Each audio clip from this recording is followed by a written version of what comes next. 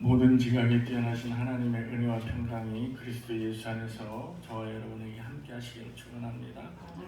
오늘 말씀 제목은 공짜 없는 고난이라는 제목으로 데살로니가 후서 1장 4절 5절 말씀 함께 은혜 나누도록 하겠습니다. 30년 동안 직장을 하루도 빠짐없이 다녔던 어느 직장인의 애환에 대해서 이제 오늘까지만 출근을 하고 내일부터는 이제 퇴직을 하게 돼서 20년 단골 국수집 회사 앞에 그 국수집에 가서 마지막 국수를 식사를 하는데 그 국수집 사장님하고 20년 동안 말 한마디 건네지 않았던 그런 사이였지만 그래도 마지막이라 그래서 사장님 오늘은 제가 퇴직하는 날입니다 라고 하는데 얼마나 마음이 애처롭고 서러웠던지 그랬더니 그 사장님이 그러시군요 라고 하면서 하면서 이 우동국수를 내오는데 그 위에는 새우가 한 마리 탁 튀김새우가 올려져 있었어요. 근데 이제 그 국수집에는 기본이 5,000원이었습니다. 너무 싼 이 가성비가 너무 좋아서 20년 동안 단골로 삼았던 집이었거든요. 그래서 야 새우 하나 튀김새우가 올라가면 6,000원인데 야 이걸 또 마지막에 이렇게 서비스 그렇다면 내가 여기서 끝이지 말고 퇴직했더라도 여기서 가끔 먹어줘야 되겠다 라고 하면서 앉아서 국수를 먹는데 왜 이렇게 서럽던지 울컥울컥하고 새우 한 마리 왜 이렇게 울컥울컥한지 모르겠어요. 식사 다 하고 사장님 맛있게 잘 먹었습니다. 건강하시고요. 여기 계산입니다 라고 하고 5,000원을 딱 냈는데 사장님이 6,000원입니다. 공짜는 없습니다. 우리 속담에 공짜라면 뭐도 마신다 그랬어요? 양재균도 마신다 그랬죠? 네. 뭐 공짜라면 뭐 당나귀도 때려잡는다, 뭐 소도 먹는다, 여러 가지 공짜에 관한 속담이 많이 있죠. 이것저것 우리는 공짜라고 하면은 가리지 않습니다. 만약에 요 하나로마트나 요 오케마트에서 오늘 시간 한정 오시는 분 콜라 2리터짜리 2개 한 팩 공짜 이러면 구름처럼 모여들 거예요. 그죠? 우리 영통에 그 롯데마트가 있었어요. 롯데마트가 있었는데 영업이 잘 안 된 것 같아요. 그래서 광고물이 왔었는데 콜라가 2리터짜리가 100원. 그러면서 그 지하에서 뭐라 하냐면 특별 세일 해가지고 온갖 만물상을 다 그러니까 이제 그 지하에 누가 업자가 들어와서 이틀 동안 한 거를 우리는 착각을 한 거예요. 그래서 막 가면서 어떡하냐 그 롯데마트 망하게 생겼나 봐. 그거 세일하고 폭탄 세일하고 어떡하냐 막 이러면서 들어가가지고 그 직원들은 어떻게 해요 여기 망하게 생겼 이거 어떡하냐 그러면서 갔더니 콜라 100원짜리 2리터짜리 100원 준다는 콜라는 흔적도 없어. 이미 누가 다 가져간 거예요. 우리가 가가지고 우리 식구들 가서 뭐 주변 사람들 가가지고 거기 가서 막 쇼핑을 하고 이것저것 막 만물상에서 이것저것 다 사고 그러고 왔는데 그 다음 주에 또 버젓이 영업을 하는 거예요. 그러니까 우리가 착각을 했던 거예요. 그 집은 망하지가 않아. 여러분 롯데마트 망하는 거 봤어요? 네, 망하지 않습니다. 그런데 우리는 망하는 줄 알고 뛰어갔던 거죠. 오늘 말씀을 보면은 공짜에 대한 말씀을 전해드리려고 하는 것이 아니에요. 여러분 이 세상을 살아가는데 공짜는 뭐도 있고 이렇게 전해드리려고 하는 게 아니라 하나님은 우리에게 공짜가 없으신 분이라는 것을 전해드리려고 합니다. 오늘 말씀이 거기에 기록된 말씀입니다. 교회는, 바울이 뭐라 그랬냐면 교회는 기쁨이 넘치는 곳이 교회다라고 이야기했습니다. 제가 여태까지 목회를 하면서 처음 만나신 분이나 또 얘기를 나눌 상대가 있다라고 하면 한결같이 드리는 말씀이 있습니다. 뭐라고 말씀을 드리냐면, 지사님, 어차피 예수 믿기로 한 것 즐겁게 예수 믿으십시다. 집사님, 이왕 믿을 거면 우리 기쁘게 믿으십시다. 이렇게 말씀을 드립니다. 왜냐하면 왜 기쁘게 믿는 우리 이 교회에서 왜 싸우냐 이거죠. 그럴 필요 없지 않습니까? 성경에 어디 교회에서 치고받고 싸워갖고 목소리 큰 놈이 이기는 거다 이렇게 기록되어 있은 말씀이 있다면 저 좀 가르쳐 주세요. 제가 젊은 집사 시절에 다녔던 10년간 다녔던 이 시골 교회에서 재직회만 열렸다 하면 싸워. 뭐 이런 한 40명에서 50명 사이 왔다 갔다 하는 이 교회에서 모였다 하면 싸웁니다. 신진 세력, 구세력, 뭐 원지민 들어오니 나가니 뭐 해가지고 왜 이렇게 싸우는지 모르겠어요. 파당 짓고, 그리고 재직회를 하면요 트집을 위한 트집을 잡고 있습니다. 저는 젊은 집사 시절에 너무 그게 이해가 안 됐습니다. 아니, 예배는 잘 드리고 아멘 할렐루야 감동받고, 그리고 재직하면 왜 싸우냐고. 교회를 위해서 건설적인 회의, 토론을 하는 것이 아니고 남을 헐뜯고 비방하고 편가르고 얕잡아보고 비하하고, 이게 우리 교회 내에서 아주 비일비재하게 일어나는 일이란 말이죠. 이런 현상을 저는 어릴 적에 아주 학생회 때, 그때 어른들의 모습, 어른들이 다니는 이 교회 예배의 모습, 이 어릴 적 교회에서 본 모습, 그리고 젊어서 집사가 돼서 본 모습 별반 다르지 않습니다. 그러니까 제가 아주 어릴 적에 봤던 그 모습이 한 20년 지난 뒤에 그 교회에서도 똑같은 현상이 일어나고 있다는 거예요. 그리고 우리 교회, 내가 다녔던 교회만 그렇게 골라서 다녔느냐? 그건 아닙니다.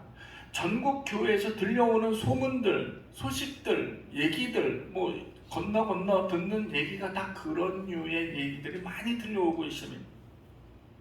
왜 그럴까요? 왜 그럴까요?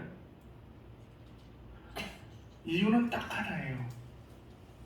사람들이 모인 곳이기 때문에 그렇습니다. 사람들이 모인 곳이기 때문에. 인간은 사회적 동물이라고 누가 얘기했어요? 누가 얘기했어요? 철학자? 네, 아리스토텔레스가 얘기를 했습니다. 인간은 사회적인 동물이다. 그런데 이 사회적인 동물 구성원을 만들기 위해, 사회를 구성하기 위해서 모이는데 둘, 셋만 모이면 거기서부터 갈등이 시작이 됩니다. 그래서 여행은 홀수로 가는 게 나아요? 짝수로 가는 게 나아요? 무슨 소리예요? 짝수로 가면요 딱 반이 갈라져요. 이거 좋아하는 팀, 이거 안 좋아하는 팀. 그래서 딱 나뉘고 이게 심해지면 싸워요. 그런데 홀수로 가면 이거 좋아, 내가 싫더라도 여기 대세를 따를 수밖에 없는 거예요. 그래서 여행은 아무리 친하더라도 홀수로 가는 게 맞습니다. 짝수로 가면요 완전히 반으로 갈라집니다. 이게 우리 인간들의 본 모습입니다. 그래서 이렇게 모인 우리 교회, 사람의 무리들이 모인 이 교회에서 우리 기독교인들은 다른 거 필요 없습니다. 성경에 쓰여진 대로만, 예수님께서 가르쳐 주신 대로만 신앙생활을 하면 아무 이상이 없어요.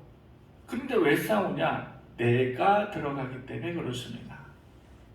내 주장이 들어가기 때문에 그렇습니다. 오래 믿은 내가 경험상 내 경험을 거기에 대입을 하다 보니까 그런 현상이 생기고 있습니다. 여러분, 우리가 인생을 살아오면서 또는 살아가면서 고난이 없었다면 그러면 얼마나 행복한 그런 인생살이가 될까요? 그런데 우리는 이 땅에 태어나면서 고난의 연속이 이어진 것이 우리 인생길입니다. 고난이라는 게 없을 수 없습니다.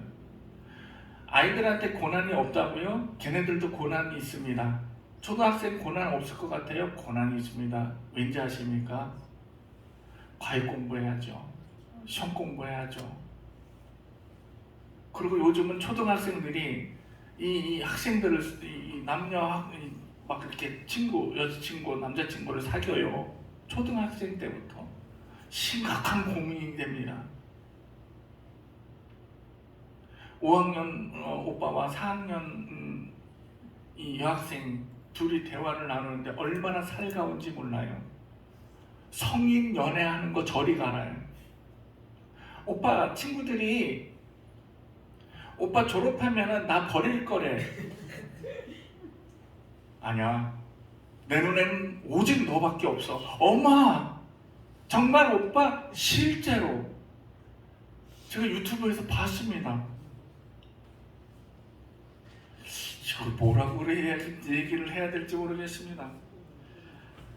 그 아이들도 하여튼 여러 방향으로 고난과 고통이 있다고 느껴지고 있어요.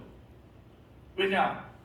게임을 더 하고 싶은데 엄마는 숙제하고 들어가 빨리 발 닦고 자라! 하고 야단을 치면 고난이 나에게 엄습해 오는구나. 게임을 더 하고 싶은데 뭐 이런 생각이 들지 않겠습니까? 날 때부터 고난 아닌 것이 없습니다. 왜냐하면 이 치열한 생존 경쟁 속에서 우리의 삶을 유지하기 위해서는 어쩔 수가 없다라고 볼 수 있습니다. 그래서 우리 고난과 우리는 함께 동참해야 합니다. 특히 우리 기독교인들은 예수님으로 인해서 예수님 때문에 받는 그런 고난은 더욱더 큰 고통으로 다가올 수 있습니다. 성경은 이 고난에 대해서 말씀하시기를 이 고난, 내가 주님 때문에 복음 때문에 받는 이 고난에 대해서 억울해하지도 말고 서운해하지도 말고 서러워하지도 말고 오직 감사로 여기라 라고 성경 말씀해 주시고 있습니다. 이게 무슨 뜻이야? 힘들어 죽겠는데 감사하라고? 그러나 구약 신약을 통틀어서 고난에 대한 감사의 표현은 수도 없이 적혀져 있습니다.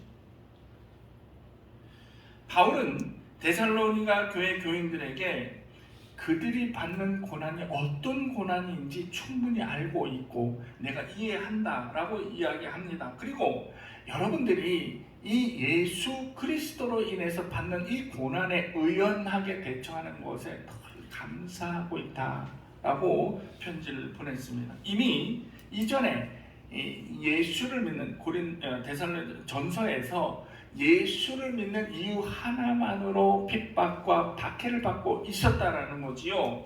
그런데 현재 더욱더 어려운 지경에 처해 있다라는 사실입니다.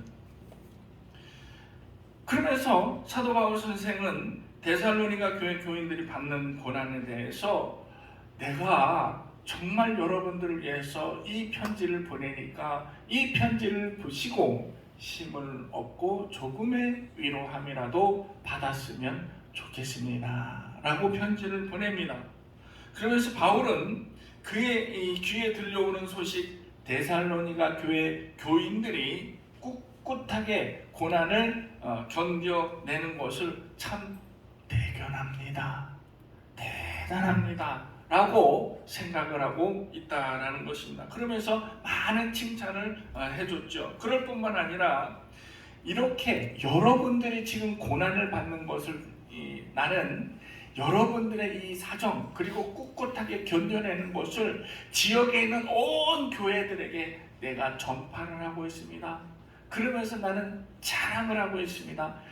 데살로니가 교회를 보십시오. 여러분, 이런 고난 속에서도 열심히 신앙생활하면서 꿋꿋하게 그 믿음을 지키고 그리고 그 믿음이 성장하고 있음을 여러분 데살로니가 교회를 봐주시기를 바랍니다 라고 이렇게 자랑을 했다라는 것입니다. 고난이라는 놈은 마치 우리를 어린애를 다루듯이 할 수 있습니다. 그래서 이 고난은 우리가 비굴하게도 치사하게도 그리고 자존감이 아주 낮게도 만들 수 있는 것이 바로 고난입니다. 그래서 이 고난에 맞서지 못하고 무너진다면 내가 비굴해지고 치사스러워지고 그리고 자존심 없는 그런 열등감 쩔어있는 시시한 인간으로 변할 수가 있습니다. 이렇게 고난이 무서운 놈입니다. 그러니까 데살로니가 교회 교인들은 이 고난을 견디면서 당당한 기독교인으로 변모했다라는 거예요. 당당한 모습으로 변화했다라는 사실입니다. 그래서 데살로니가 교회에 있는 교인들은 지금으로 보자면 누구도 겁내지 아니하는 당당한 기독교인으로 손색이 없는 믿음을 가지고 있었다라는 것입니다. 6절, 8절, 9절을 보면은 바울은 우리를 고난에 빠뜨리는 자, 그러니까 우리를 험하게 하는 자들, 즉 하나님의 자녀 되기를 거부하는 이 사람들, 불순종하는 자들에 대해서 경고를 하고 있는 대목이 있습니다. 고난을 당하는 우리는 아무 염려할 것이 못 된다라고 기록하고 있습니다. 왜냐하면 내가 핍박을 하는 자는 분명히 그 하나님의 심판을 받을 수밖에 없다라는, 이 사람이 나를 핍박했다, 이 사람이 나를 욕하고 때리고 핍박하고 그리고 억압을 했다라고 한다면 이 하나님의 자녀에 의해서 내가 그런 것이 아니라 하나님의 심판이 분명히 내릴 것을 아주 엄중하게 경고를 내리고 있다라는 것입니다. 이것은 제 얘기가 아니고요, 성경에 쓰인 이야기입니다. 시편 기자도 그렇게 이야기했고요, 그리고 바울도 오늘 말씀을 들어서 또다시 한번 강조하고 있습니다. 창세기 12장 3절을 보면은 어떤 내용이 나오냐면 하나님께서 아브라함을 부르시면서 아브라함에게 말씀하시기를 약속을 해주십니다. 한 가지, 뭐라고? 굉장히 중요한 얘기인데, 너를 축복하는 자 내가 축복하겠다. 그런데 너를 저주하는 자 내가 저주하겠다. 이게 굉장한 의미를 갖고 있는 게 뭐냐면, 자, 이 말씀을 한번 잠깐 곰곰이 한번 생각해 보십시다. 만약에 이 축복과 저주에 관해서 생각을 한다면 이 축복을 받는 것도 저주를 내리는 것도 내가 하는 것이 아닌 누가 하는 거예요? 하나님이에요. 그러면 상대방이 나를 축복한다면 하나님께서 가만히 있지 않으시겠다는 거죠. 축복하는 그 사람에게도 축복을 내리신다는 거예요. 상대방이 나에게 저주를 내린다면 하나님도 가만히 있지 않고 그 사람에 대해서 그가 얘기한 저주 몇 곱절을 배로 갚아준다는 얘기예요. 결국은 내가 손댈 일이 아무것도 없다라는 거예요. 나는 그냥 선택된 하나님의 백성으로, 하나님의 자녀로 믿음과 신앙을 가지고 그냥 살아만 가면 되고, 축복과 저주에 대해서 하나님이 다 알아서 하시겠다는 말입니다. 내가 굳이 설계를 해서 계획대로 프로그램 짜가지고 회의를 해서 이거 주세요 할 필요가 없다라는 것입니다. 저주도 마찬가지예요. 저주를 나에게 내리는 사람들은 반드시 하나님께서 손을 쓰겠다라는 말씀으로 기록되어 있다는 사실입니다. 그러니까 여러분, 속상해할 필요가 없다라는 것입니다. 나 대신 누가 손을 쓰느냐? 하나님이 손을 쓴다. 나 대신 성령께서 손을 반드시 쓰실 것이다 라는 이야기입니다. 여기서 하나님을 외면하는 자, 불순종하는 자는 멸망의 형벌을 내리시기로 이미 작정하셨습니다.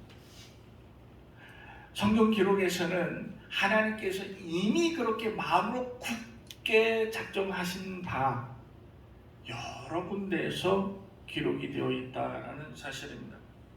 5절에 보면 하나님의 공의로움으로 인해서 우리에게 갚으실 것이라고 기록이 되어 있습니다. 하나님은 공의로운 하나님으로 우리는 믿고 있습니다. 우리가 받는 고난에 대해서 그냥 있지 않을 것을 언급을 하고 계십니다.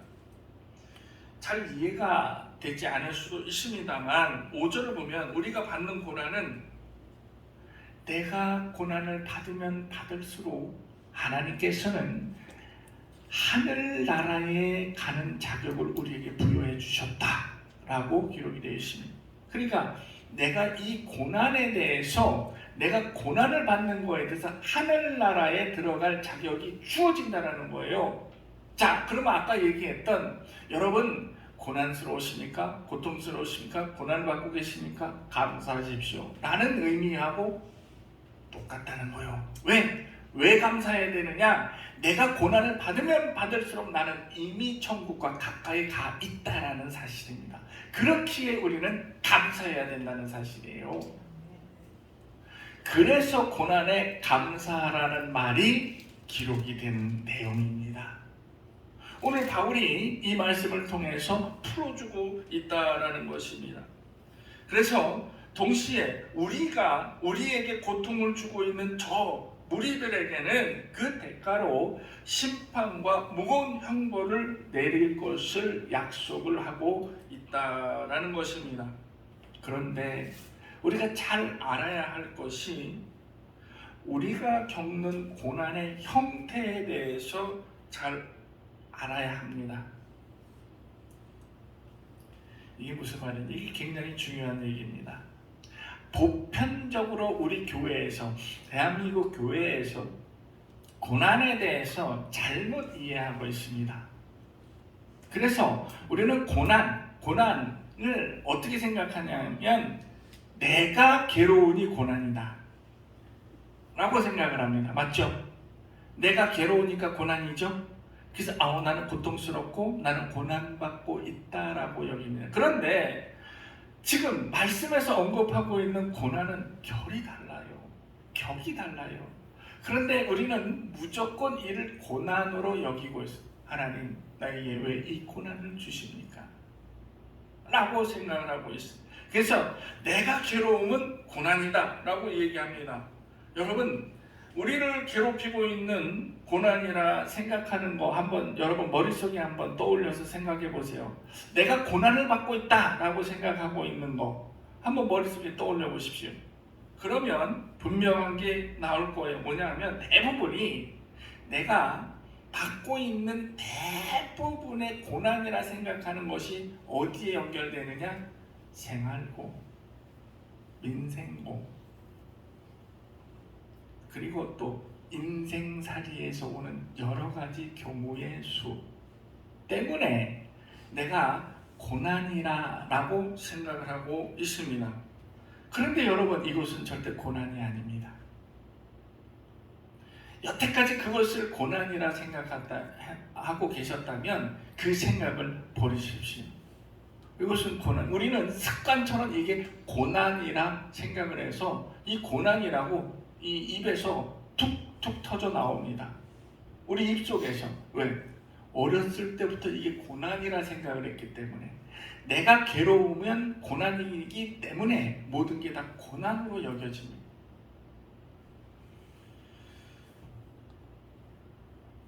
우리를 힘들게 하는 고난, 이것은 그냥 힘들 뿐입니다. 고통스러울 뿐입니다. 내가 겪는 생활고가 예수님과 복음을 위한 것일까? 생각해 보십시오. 여기서 답이 나옵니다. 여러분 생각해 보세요. 우리 기도 제목이 있어요. 하나님, 대출이 너무 세가지고 이거 대출금을 갚아야 되는데 내일까지 지금 은행에서 연락 오고 지금 이거 안 갚으면 큰일 난다 그러는데 큰일 났습니다 라고 하나님께 간절히 기도합니다. 그런데 이 대출금을 갚아야 하는 고난과 예수님과 복음은 어떤 상관관계가 있습니까? 있다라고 보십니까? 하나님, 내가 지금 사업 부도나게 생겼습니다. 사업 잘 되게 해주십시오. 아주 막 그냥 40일 동안 교회 와서 막 울며불며 막 그냥 기도하면서 사업 잘 되게 해주세요. 나에게 왜 이렇게 어렵게 사업을 하게끔 만들어 주십니까? 나에게 왜 이런 고난과 고통을 주십니까? 라고 한다면 내 사업 잘 되는 것과 예수와 복음은 어떤 상관관계가 있지요? 여러분, 내가 겪는 고난, 고통은 그냥 좀 전에 말했듯이 인생살이에서, 생활고에서, 민생고에서 오는 고통일 뿐입니다.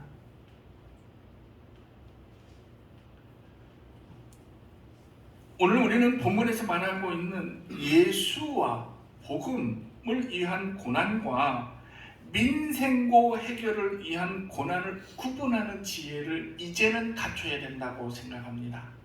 여러분, 이제는 그것을 구분할 줄 아는 지혜가 있어야 됩니다.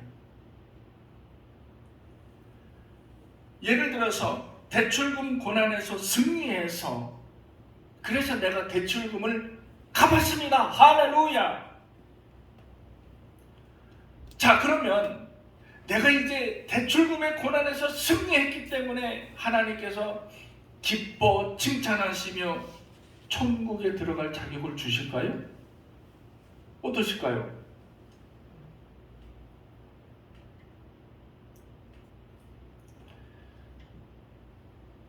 민생고, 생활고, 괴로운 인생살이에서 오는 삶의 지침, 삶의 힘듦의 기도에 대해서 하나님께서 응답을 주십니다.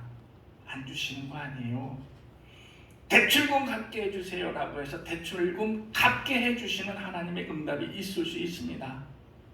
그러나 그것은 천국과는 관계가 없는 나의 대출금입니다. 그래서 이렇게 힘든 고통은 하나님께서 그것을 고난으로 인정하기는 힘이 듭니다.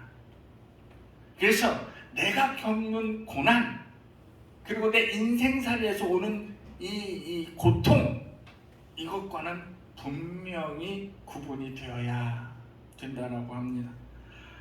복음과 의로움을 위한 고난에 하나님께서는 절대로 공짜가 없으십니다. 대출금 갚게 해주세요 라고 해서 응답을 안 주실 수는 있으나, 그러나 복음과 의로움을 위한 고난에는 공짜가 없으시다는 거예요. 그래서 오늘 말씀의 제목처럼 공짜 없는 고난이 여기서 발생되는 것이고, 그리고 여러분 고난에 감사하십시오 라는 말이 여기서 나오는 것입니다.